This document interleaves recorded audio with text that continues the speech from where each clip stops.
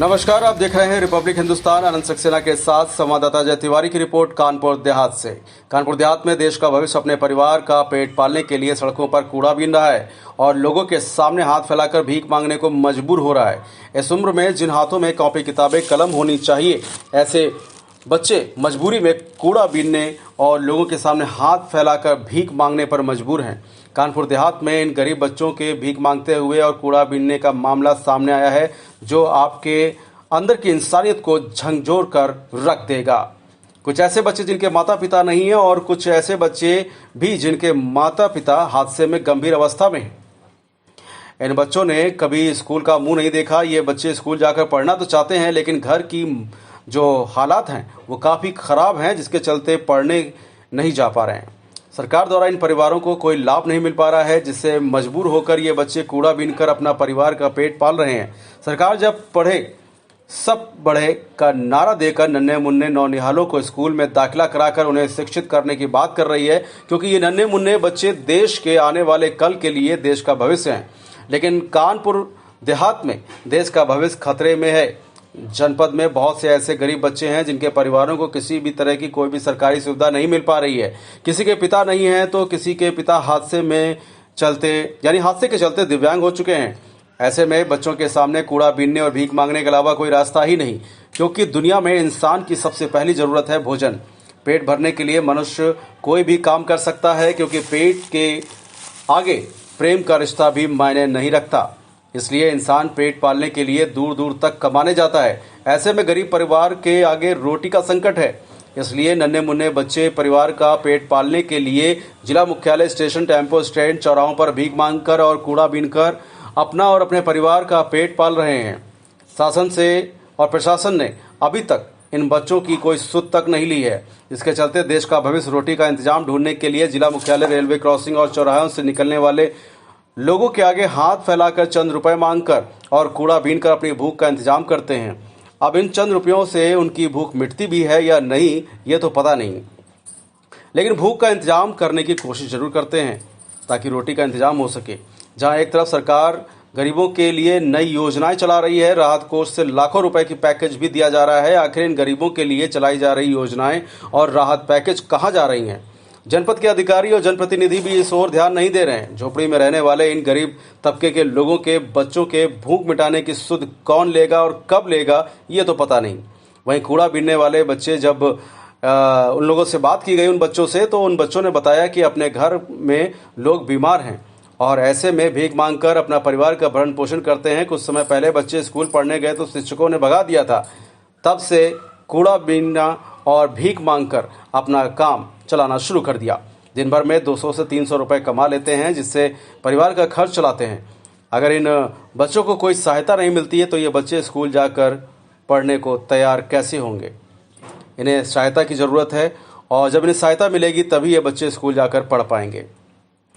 वहीं जब भीख मांग रहे इन बच्चों से, यानी कि इन गरीब बच्चों के बारे में जनपद के जिला अधिकारी नेहा जैन से बात की गई, तो जिला अधिकारी नेहा जैन ने बताया कि ऐसे बच्चे और उनके परिवार के बारे में जानकारी कराई जाएगी और उनके भरण पोषण की व्यवस्था भी कराई जाएगी। फिलहाल आप सुरक्षित रहिए, जुड़े रहिए रिपब्लिक हिंदुस्तान से। नमस्कार। नाम है आपका? कल्लू। कल्लू, कहाँ रहते हो? काशीराव कॉलोनी। अच्छा, ये बताओ स्कूल क्यों नहीं जाते हो? एक बार गए थे सर, मैडम जी ने भगा दिया था स्कूल से। कह रही थी आपकी कोई ज़रूरत नहीं है। अच्छा, कौन सा स्कूल है वो? सरकारी। अच्छा, फिर अब आप क्या करते हो? कबाड़ भी। अच्छा, तो क्यों बीनते हो? धान कट गया। नहीं, कबाड़ क्यों बीन रहे हो? मुसीबत है। क्या मुसीबत है बेटा? पापा जी के पैर टूट गए थे, 2-3 दिन बाद पाँव के प्लास्टर कटे थे। अब उनको आराम की ज़रूरत है, इसीलिए मुसीबत पड़ी तब हमारे बीनने। अच्छा, और आप क्या भाई हो? 3। अच्छा, और क्या क्या करते हैं भाई? एक भाई और बीनता है, छोटा वाला घर में रहता है। अच्छा, वो आपसे छोटा है कि बड़ा है? बड़ा है हमसे, एक छोटा। अच्छा। हमसे एक बड़ा है। अच्छा, दिन भर में लगभग कितने कबाड़ बीन लेते हैं? 200-300 रुपये का खर्च। अच्छा, तो इसी से घर का खर्चा चलाते हैं? हाँ। अच्छा, कभी अधिकारी आपके घर नहीं आए स्कूल चलने के लिए, कहने के लिए? नहीं, कभी नहीं आए? नहीं सर। जब नया नाम खुला बोला लिखवाया था मम्मी ने हमारे, जब भी आए थे और फिर कभी नहीं आए। मतलब स्कूल गए तो आपको मैडम ने भगा दिया था। हाँ। कब आप बिनते हो, स्कूल क्यों नहीं जाते हो? ये हमारे पापा नहीं कमाते इसको, क्यों? अब मजबूरी है बिना। तो घर में कितने लोग हैं? एक भाई एक बहन, हम। तो आपसे भी बड़ा भाई है? हाँ एक बड़ा मम्मी मम्मी है, वो क्या करता है? वो यही काम करता है सालन में। अच्छा, तो पढ़ने का कब मन नहीं होता? अब नहीं होता। अच्छा, जाओ तो ऐसा होता है। आदमी का जो बेटा भी एक कबाल से। जनपद में कुछ छोटे छोटे बच्चे कूड़ा बीनते नजर आ रहे हैं, मैम क्या कहेंगे इस पर? देखिए, अगर ऐसा कोई प्रकरण है जो आपके माध्यम से हमारे संज्ञान में आ रहा है तो निश्चित ही जो जुवेनाइल जस्टिस है उसमें children in need of care and protection के तहत हम लोग एक जॉइंट टीम के माध्यम से जो श्रम विभाग है और प्रोबेशन विभाग है और एसडीएम के माध्यम से ऐसे बच्चों को चिन्हांकित करा के बाल कल्याण समिति के सामने रखेंगे और यदि बच्चों को किसी सुधार मतलब किसी बाल गृह में भेजने की आवश्यकता है, डिपेंडिंग ऑन दी एज वहाँ पे भेजेंगे और यदि उनके पेरेंट्स को काउंसिल करने की आवश्यकता है तो उसी प्रकार से हम लोग आवश्यकता अनुसार इस तरीके के कोई भी अगर प्रकरण आता है तो उसको गंभीरता से लेंगे। कुछ ऐसे छोटे छोटे बच्चों के अभिभावकों के लिए या जनपद वासियों के लिए कोई संदेश? जी, मुझे ऐसा लगता है कि जो छोटे बच्चे हैं वो एक कच्ची मिट्टी की तरह है, उसको आप जिस शेप में ढाल देंगे उसी शेप में ढलेगी।